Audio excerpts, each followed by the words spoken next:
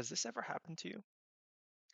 According to the in-game frame data, Jackie's forward 2-2 is minus 13 on block. That should be a full combo punish for you. So why does this happen? Why is it that certain strings or specials are just harder to punish than others when the frame data says that they should be about the same? Welcome to another episode of Counting Frames with Shenless. Today, what I've done is I've recorded Jackie's forward 2-2 string, and I'm going to be breaking down why it feels different to punish compared to other punishable moves. So the first thing I want to address is the difference between block advantage and actual block stun. So in the game, it tells you numbers like minus 13. And what that tells you is the difference in recovery speed between you and the attacker. But it doesn't actually tell you how long you're stuck in block stun for.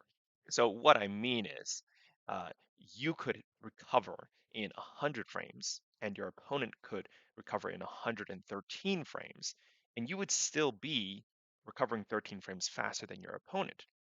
Likewise, you could recover in 10 frames, and they could recover in 23 frames, and again, the difference is still 13 frames. But the difference that you're not seeing in the frame data is how long you're actually in block stun for. This can lead to weird situations where you should be able to punish something, but you don't realize just how quickly you have to press, or perhaps how late you have to press, um, because of the difference in actual block stun. So, for those of you guys who aren't familiar with the system, this is in my editor. It runs at 60 frames per second, which is the same speed that the game runs at. For the purposes of counting frames, while not 100% accurate, it is close enough. So we have here Jacqui walking up to Sub-Zero. Okay, and she's going to go and do her forward 2-2 string. And I want you to pay attention to how soon we actually block this. Okay, so this is the first frame showing Sub-Zero blocking.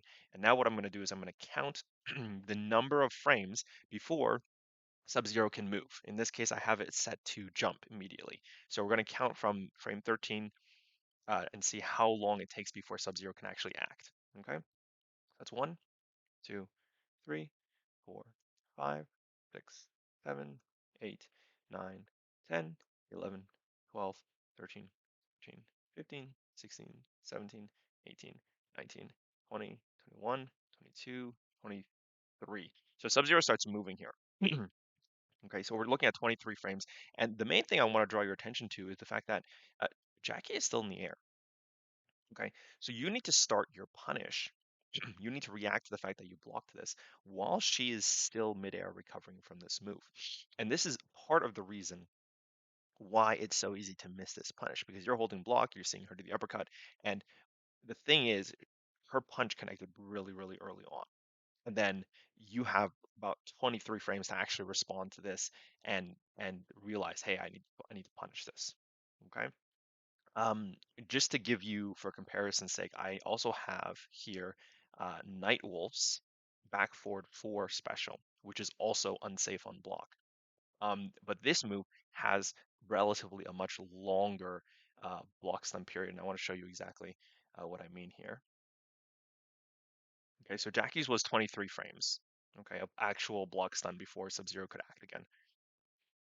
Okay, so this is Nightwolf doing his spirit tracks. We're waiting for the block animation here. Okay, there we go. So, all right, so again, we're going to count up until the frame where Sub-Zero can move again to give you an idea of comparison. So 1, 2, 3, 4, 5, 6, 7, 8, 9, 10, 11, 12, 13, 14, 15, 16, 17, 18, 19, 20, 21, 22, 23, 24, 25, 26, 27, 28, 29, 30, 31, 32, 33, 34, 35, 36, 37, 38, 39, 40, 41. Okay, so about 40 to 41 frames before Sub-Zero can act. So both moves are fully punishable on block. I believe Sub-Zero Nightwolf's is actually slightly safer than Jackie's. And yet you can already see the difference in actual block stun. It's almost twice. Okay. Um, so that's why how minus something is doesn't always paint the full picture. Every move has variable amounts of actual block stun, and this can lead to weird situations where you know you can punish it, but the actual timing at which you need to press your button can be so wildly different. It makes it so you can miss punishes. All right. Well, thank you so much for watching another episode of Counting Frames with Shenless. I hope you enjoyed it. If you did, please let me know in the comments and tell me if there's other moves you would like to see broken down in this way.